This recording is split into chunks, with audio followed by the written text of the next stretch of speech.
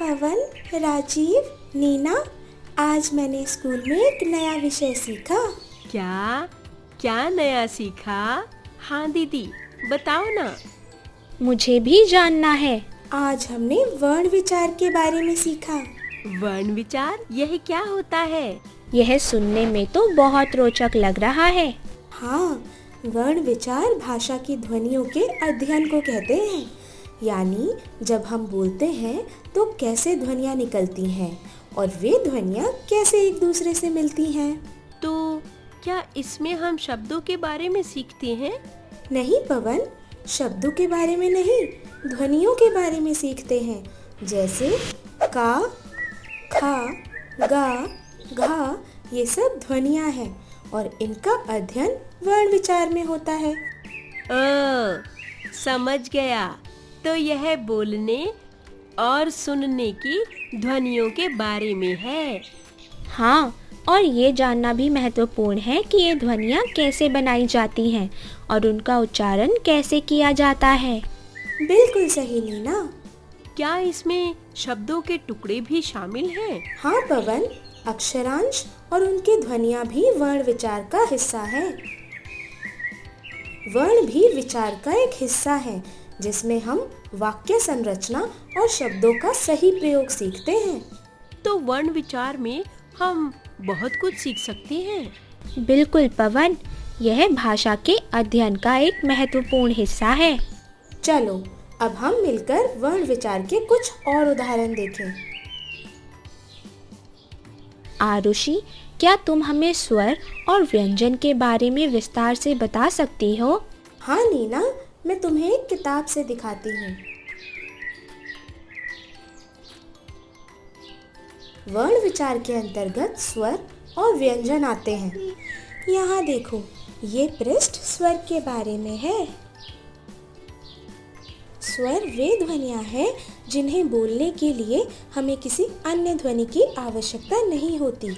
जैसे अ, आ, ई, उ, री, ए, ओ। और स्वरों की मात्राएं? स्वरों की मात्राएं वे होती हैं जिन्हें हम व्यंजनों में लगाकर शब्दों का निर्माण करते हैं। जैसे आ की मात्रा आ, ई की मात्रा ई, ऊ की मात्रा ऊ। इनका प्रयोग हम शब्दों में करते हैं। जैसे राम, सीता, कपूर। समझ गया। अब व्यंजन क्या होते हैं? व्यंजन वे ध्वनियाँ हैं जिन्हें बोलने के लिए स्वर की आवश्यकता होती है। जैसे क, ख, ग, घ, अंगा, च, छ, ज, जा, या। प्रत्येक व्यंजन के उच्चारण में अ की ध्वनि समाहित होती है। हिंदी में व्यंजनों की संख्या 33 है। क्या संयुक्त व्यंजन भी होते हैं? हाँ नीना, जब दो या दो से अधिक व्यंजन मिलकर एक ध्वनि बनाते हैं तो उन्हें संयुक्त व्यंजन कहते हैं। जैसे श, त्र, ज्ञ और श्र। और अतिरिक्त वर्ण क्या होते हैं? ड और ढ वर्णों का निर्माण ड और ढ अक्षर नीचे बिंदी लगाकर किया गया है। ये वर्ण हिंदी भाषा के नवीन वर्ण हैं। इन्हें उच्चारण के रूप में अपनाया गया है। हिंदी में इनका प्रयोग अनेक शब्दों में देखने को मिलता है। जैसे सड़क, कड़क, अकड़ आदि। अच्छा, और मैंने सुना है र के रूप भी होते हैं। रा एक ऐसा व्यंजन है जिसका प्रयोग 4 प्रकार से किया जाता है। जैसे सामान्य रूप में रथ, रस्सी आदि। रेफ रूप में सर्प, धर्म, चर्च आदि।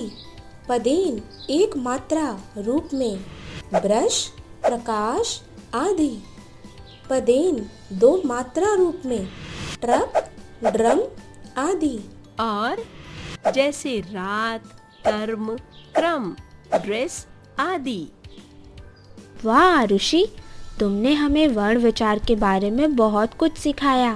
धन्यवाद नीना, मुझे ये सब बताने में बहुत मज़ा आया। अब हमें इन सब का अभ्यास करना चाहिए।